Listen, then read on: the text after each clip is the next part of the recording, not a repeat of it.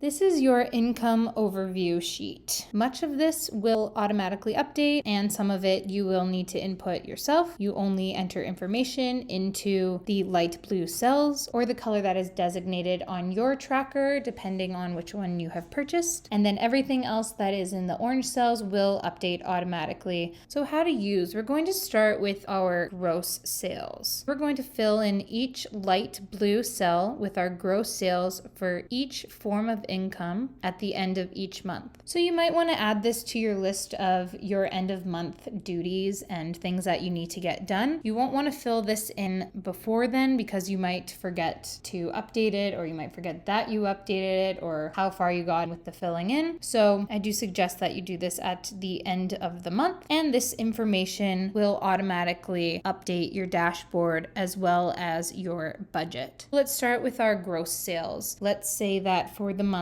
of January, our online gross sales were $6,000. Our in-store POS sales, again, these are our sources of income that we had input into our categories sheet. Let's say our POS sales were $15,000. We had some e-transfers, but only a couple, so those were $400. And we sent out some invoices that were paid, and those were $700. Our gross sales for the month of January were $22,100. We'll fill out any discounts in the light blue cell, and the discounts will be subtracted from the gross sales in order to find our net sales.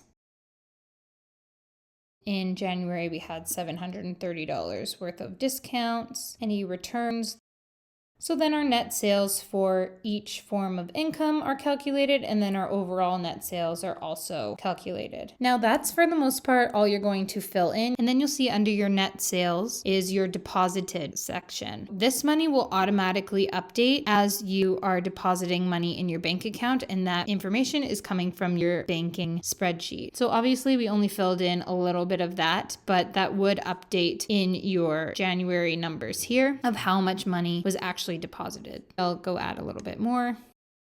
You'll see that these numbers aren't going to actually reflect what the numbers up here were just because we input random numbers there, but you'll understand that because the information of our income was put into our banking sheet, this automatically updates. This is the amount that was deposited. You'll see the difference from the net amount. Those differences could be for several different reasons, but usually they should be kind of close and a little bit on par. This number now shows up in our budget sheet. So that was what was deposited in January. So that gives us our budget for February. You have your deposited amount, you have your gross sales, your discounts, your returns, your net sales, and your deposited. So you see them all monthly. And then in the bottom corner in your highlighted cell, you see the yearly amount. Your first two taxes, or your first one if you only have one, but your second one would be left blank. The taxes that you collect are all going to show up here. So in our case, we have GST and PST monthly, and then your yearly in the corner there. You have the monthly amounts there, so it's really easy for you to see how much you have collected, and then you can always cross-reference with your expense overview with how much you have paid. If you do have any other taxes that you do need to take care of and account for, then they all do show up here. If you have more than that, they will show up as they are filled into your categories sheet.